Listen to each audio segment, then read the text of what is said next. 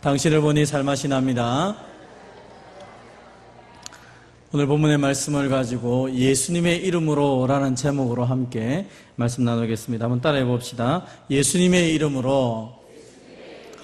우리는 늘 신앙생활을 하다 보니까 아주 당연한 것을 자주 왜 그것이 그러한지를 생각하지 않고 지나갈 때가 많습니다. 원래 했던 거니까 당연한 것이 아닌가라고 생각할 때가 많습니다. 특별히 우리가 기도할 때 예수님의 이름으로 기도하는데 왜 우리가 예수님의 이름으로 기도하는지에 대해서 이렇게 생각을 안 해볼 때가 있습니다. 하나님이 우리 아버지가 되시는 것도 마찬가지죠. 왜 하나님이 우리 아버지가 되실까? 또 왜 우리가 예수님의 이름으로 기도하고 예수님의 이름으로 모일까? 자주 이런 생각을 하지 않고 그냥 할 때가 많이 있습니다. 지난 우리 월요일 날 성경 공부를 하면서 기도에 대한 것을 함께 나누었습니다. 우리가 왜 예수님의 이름으로 기도해야 됩니까? 라고 같이 질문을 나누었습니다. 당연히 잘 아는 것 같은데 예수님의 이름으로 왜 기도하지?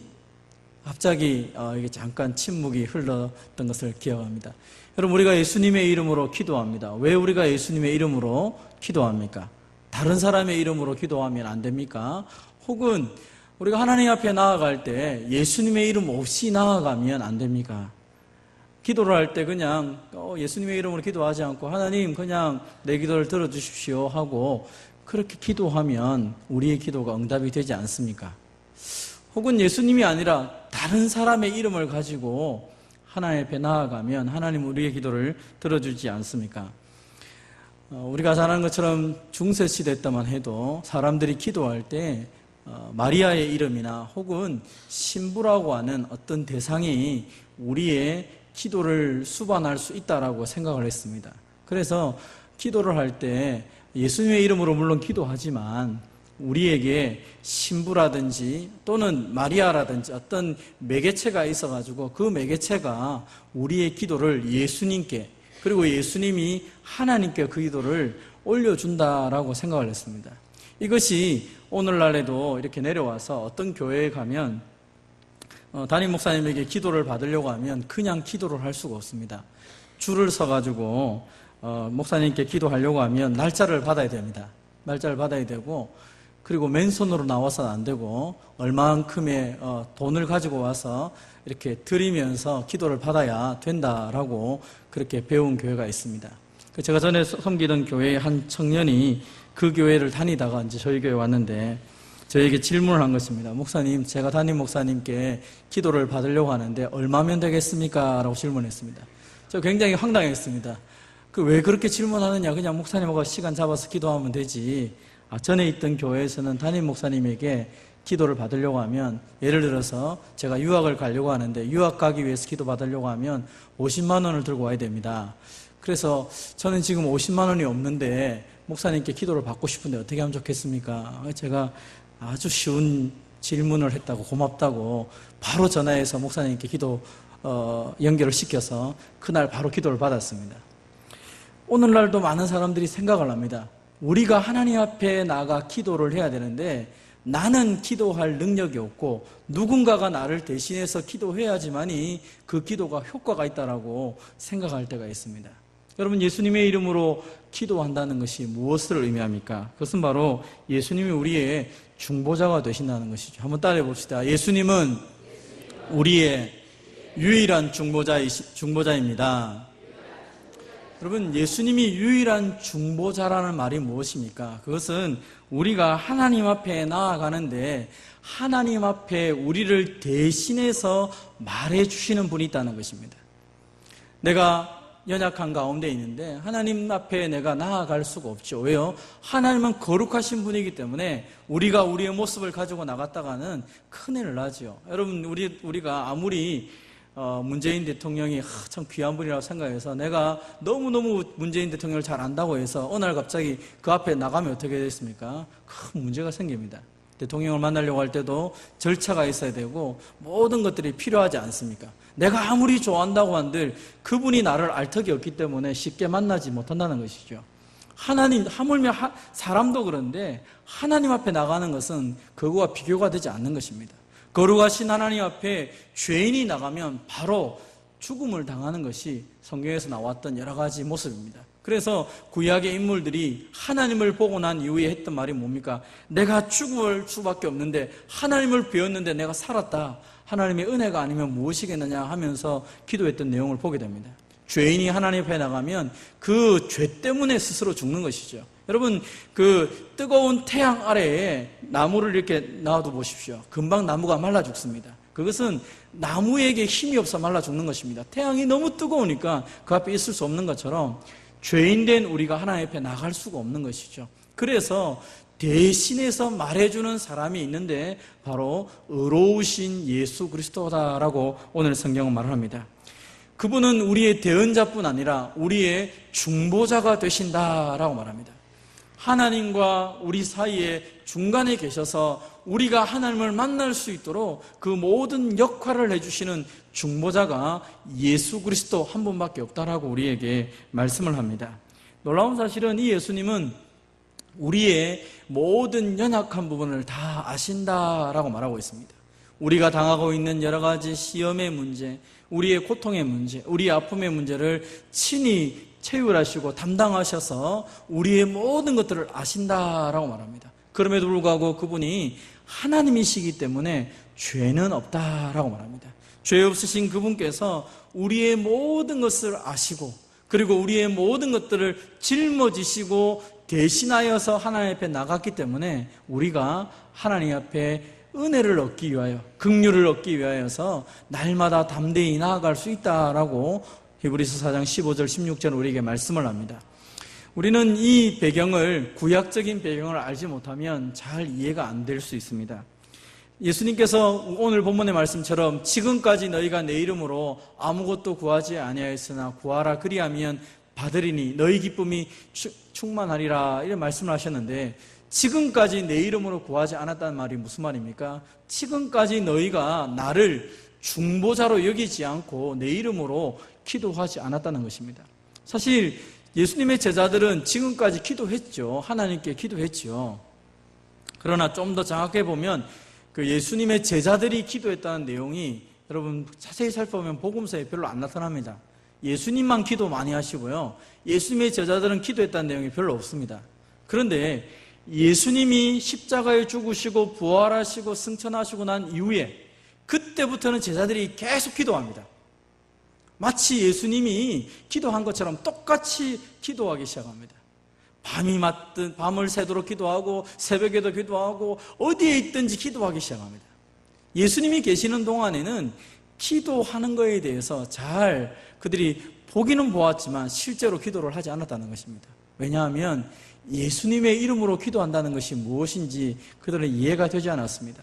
그러나 예수님께서 요한복음 16장 오늘 26절 말씀이죠. 지금까지 내 이름으로 구하지 않았으나 이제 나의 이름으로 중보자로 너희가 기도하라 라고 얘기합니다. 이 배경은 우리가 아는 것처럼 그 대속죄일의 배경을 가지고 여러분 좀 이해하시면 좋겠습니다.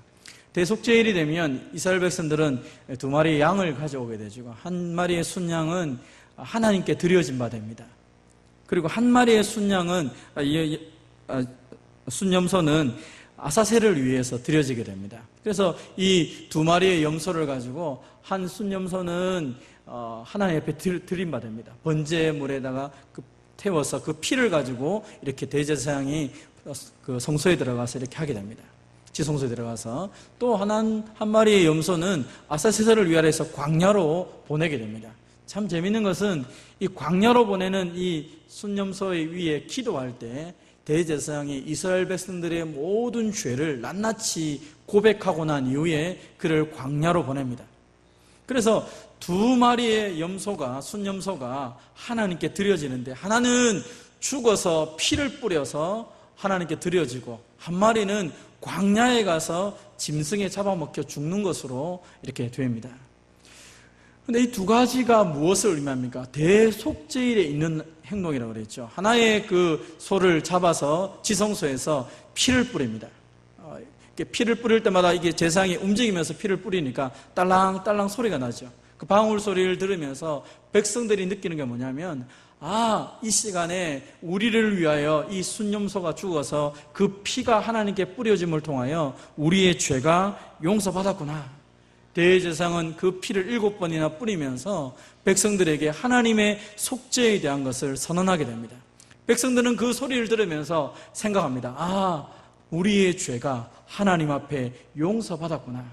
만약에 대제사장이 죄가 있어가지고 이 속죄 행위를 하다가 죽어버리면 어떻게 됩니까?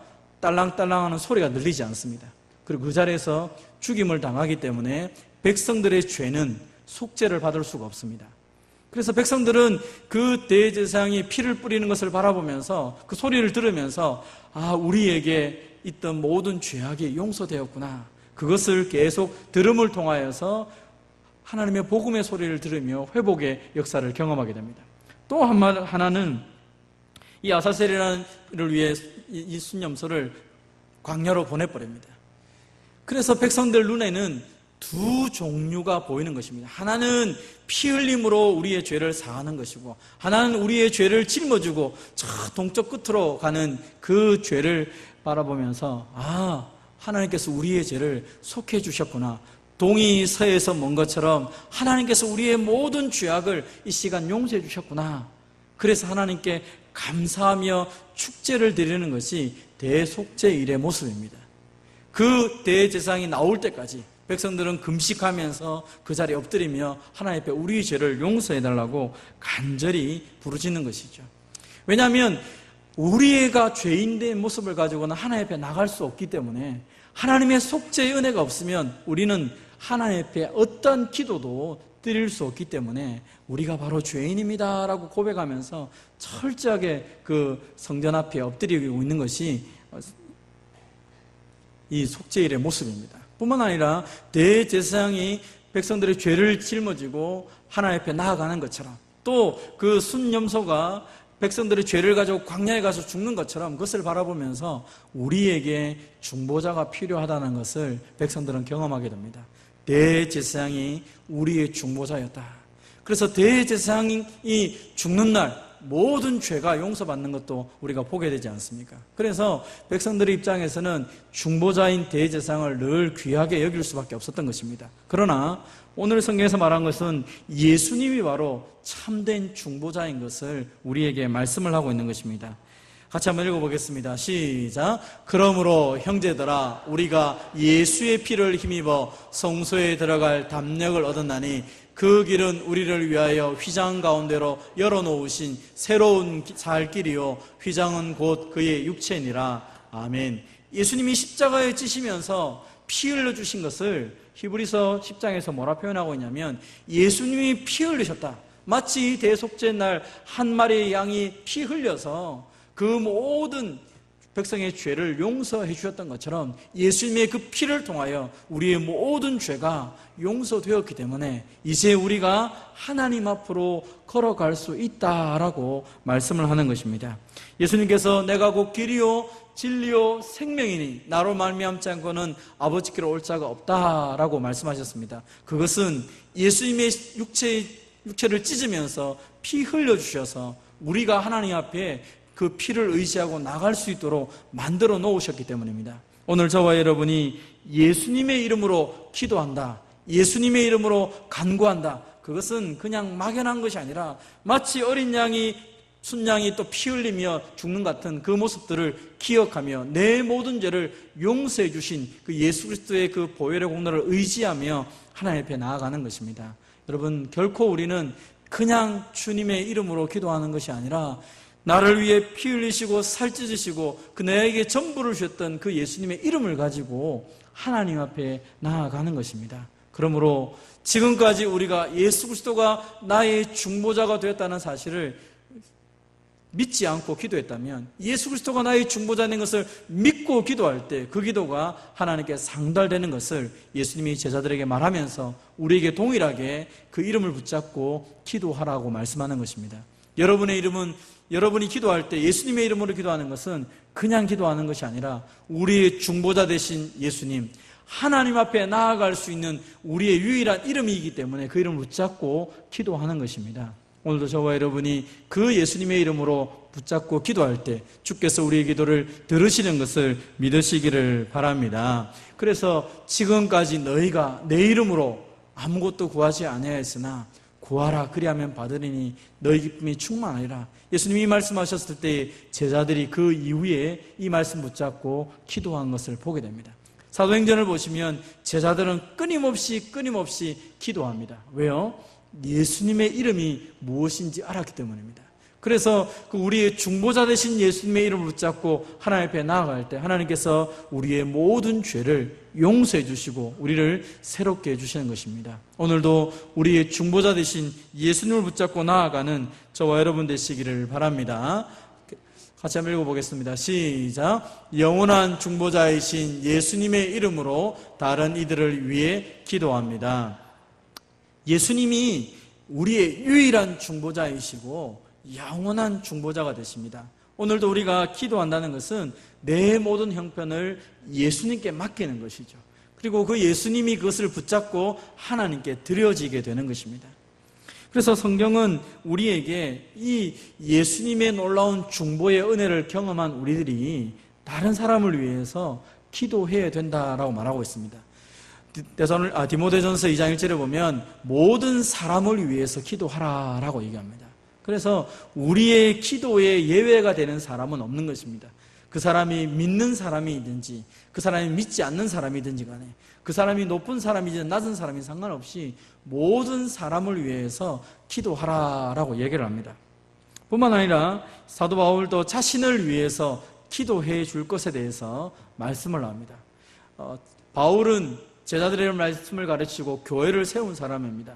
그래서 어떤 경우에 보면 사람들이 바울에게 찾아와서 바울 선생님 우리를 위해서 기도해 주십시오라고 많이 얘기했을 것입니다. 실제로 바울이 많은 사람들을 위해서 기도했을 때 병이 낫기도 하고 귀신이 쫓겨나가기도 하고 그가 예수님의 이름으로 기도했을 때 놀라운 기적의 역사들이 많이 나타나는 것입니다. 그럼에도 불구하고 바울이 얘기한 것은 내 이름으로 기도하는 것이 아니라 예수님의 이름으로 기도할 때 이 놀라운 역사가 나타난다라고 말하는 것입니다.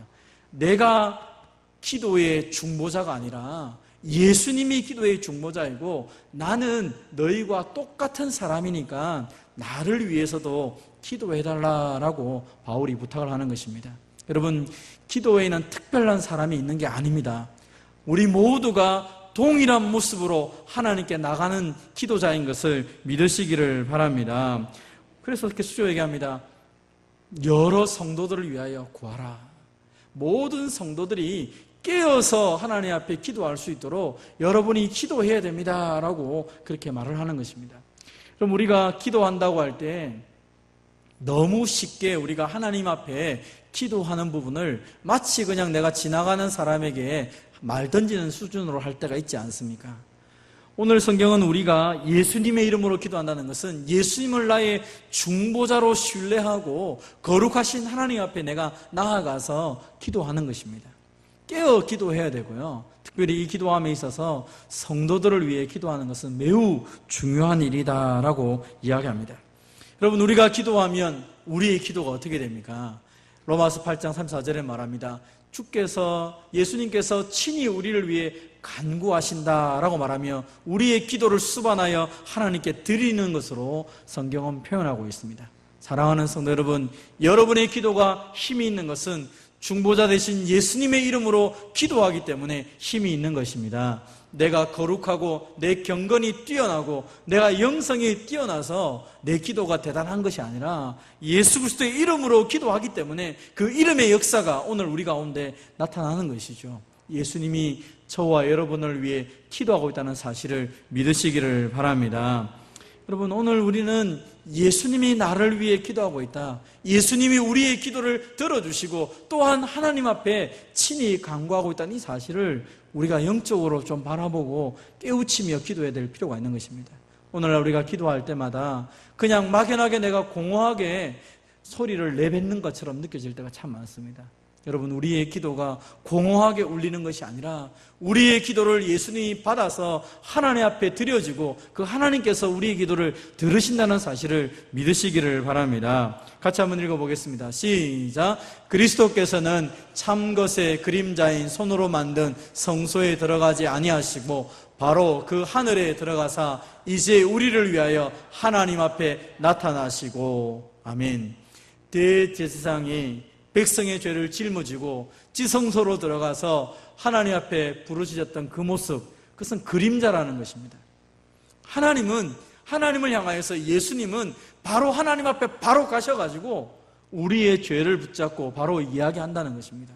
하나님, 이 시간에 우리 왕궁중복의 성도들이 기도하고 있는데 하나님 이거 들어주셔야 됩니다 라고 예수님이 하나님 앞에 우리의 기도를 짊어지고 올라가서 말씀하고 있다라고 오늘 히브리서에서 말하고 있는 것입니다.